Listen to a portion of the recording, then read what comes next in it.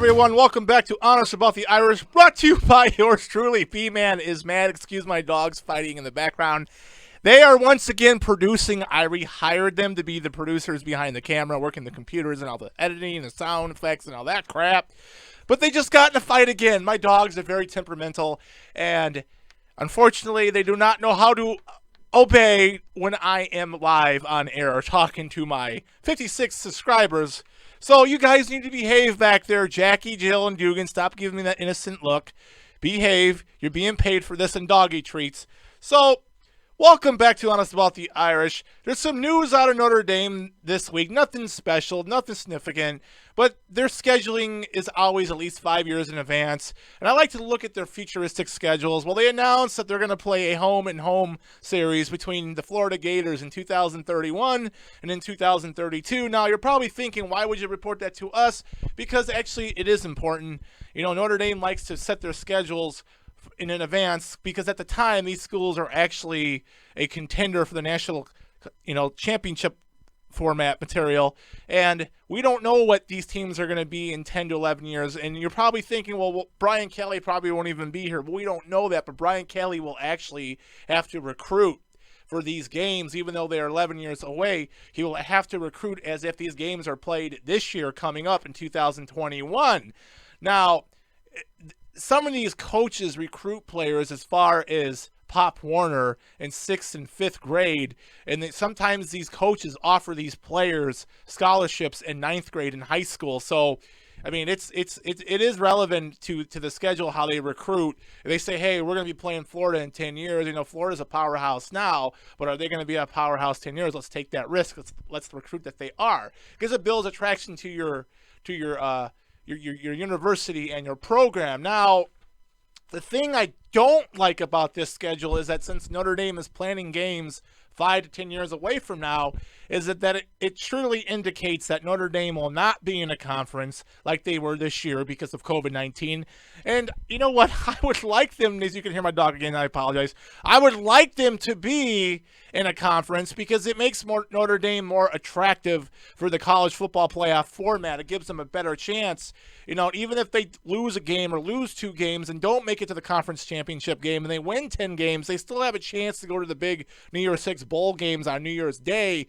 As an independent, that makes it a little difficult. Now, another reason why Notre Dame makes these schedules 5 to 10 years in advance is because they try to make their marquee schedule, powerhouse schedule, as hard as they can and difficult as they can. So if they beat these teams and they are good 5 to 11 years from now, they will have a chance to play in the college football playoff format if they go undefeated that year. Because as you know, as an independent, it is very difficult for Notre Dame to be a contender for the national championship when you're not in a conference. So when they schedule these marquee games against like Wisconsin, like they did this past year, but it was canceled unfortunately because of COVID-19, but they are playing them this year in 2021 so far. Now, I know that I made a mistake and said that game was being played in Indianapolis.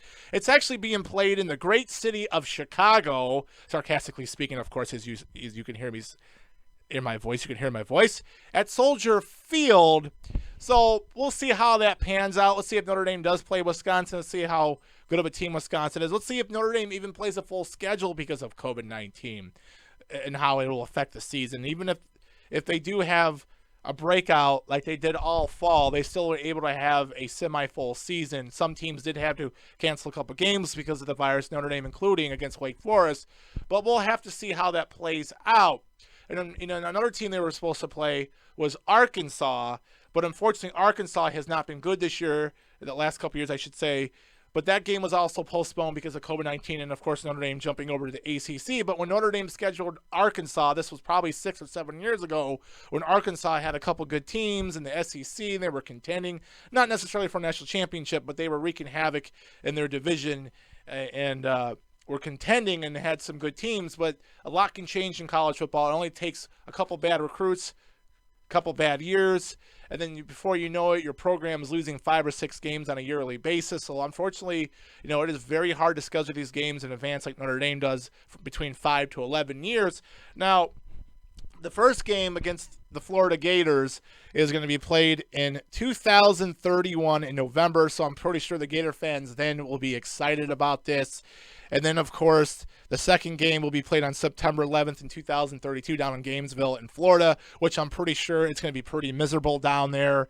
And so, this is actually homework for Brian Kelly. He'll have to recruit for this, even though it's not happening this year, but he's going to have to act as if it is. So it's actually motivation for the program to do that. Now, going back to the conference, I would rather have Notre Dame have the conference choose their schedules for them. So if Notre Dame does have an undefeated season and they do win their ACC championship game, that automatically sends them pretty much in the college football playoff format.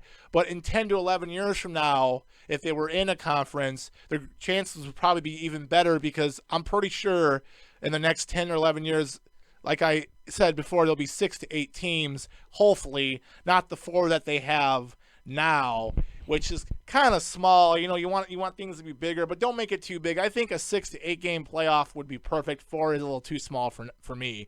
But we'll have to see about that. Now, there's some other games, and I know what? I don't know why I put the paper over here. I thought I was done. There's some other games that Notre Dame scheduled. And, of course, there's some pretty interesting games. Ohio State, a team that Notre Dame's playing the next 10 years. They've been relevant. They've been consistent. Of course, they played the national championship, and we all know what the end result of that was. They got killed by Alabama, which Alabama has done to everyone all year. And, of course, they're going to play Clemson, and that's another ACC opponent. Notre Dame usually schedules 4 to 5 ACC opponents on their schedule, even though they are an independent. Then they go to at Clemson, at Ohio State, at Texas A&M. Then, of course, Texas A&M the year after. These are all the years going down the sheet here. Let me start all over, okay? I didn't see that in the corner there. 2022, at Ohio State, Clemson. And then, of course, 2023, Ohio State at home, then at Clemson. 2024, at Texas A&M. 2025, home against Texas A&M. 2027, at Clemson. And then 2028, which this is pretty interesting. 2 tough teams as of now. You don't know how things are going to go in 6 years. I'm pretty sure Alabama and Clemson are still going to be good programs, or I should say elite programs, as they would say. But in 2028, they will play Notre Dame, that is, Alabama at home and Clemson at home. So that'll be pretty interesting. We'll see if Brian Kelly is still here at that point, because Brian Kelly's contract does expire in 2024. So let's see how this pans out and see if maybe by then Notre Dame and Brian Kelly will have some 5-star recruits to compete against Clemson and compete against Alabama and able to compete against Ohio State. And, of course, you go down to 2029 at Alabama. They don't play Clemson that year. 2031, of course, I mentioned Florida and at Clemson. 2032 again, September 11th in 2032 at Florida at home. Then, of course, 2033, they start off the rivalry with Michigan, and I'm pretty sure Michigan will be a contender for a national championship that year. It seems like they always are every year. They always seem to be in the top 8 or the top 10. They end up losing 5 or 4 games like they do every year, and they come back down to reality, even though excuses are made for them every year. But we'll see how Michigan is as a program. I'm pretty sure Khaki Pants won't be there in 2033. And, of course, to finish it up, 2034, Michigan at home, and then again another home game against Clemson. So these are pretty marquee matches. I mean, Texas A&M had a hell of a year this year, only losing a few games there. And, of course, Clemson, Alabama, Clemson, and then Florida. And then, I don't consider Michigan part of the elite class. Ohio State's on there. So it looks attractive. But again, it's a long way away for the Florida games, the Michigan games. We'll have to see how this all turns out as a program, see how Brian Kelly's recruiting is, because recruiting now does affect the season 5 to 10 years from now, believe it or not. So we'll just have to see how this all pans out. As Notre Dame fans, have to be patient. I like to think that Notre Dame would be in the conference, but unfortunately it doesn't look that way. They will be in the independent. And I know a lot of people disagree with me about that, but you know what? It's my opinion, and I'm entitled to have it. And that is pretty much it today, folks. I just wanted to give you an update on their future schedule at Notre Dame. It is very hard to predict the future. The future has no weight. The future has no gravity on it. You like to fantasize about the future because it hasn't happened yet. But we'll have to see then. Until next time, everyone, make sure you hit that like button. Make sure you subscribe. And also, importantly, make sure you comment and share. And, of course, as always, go Irish.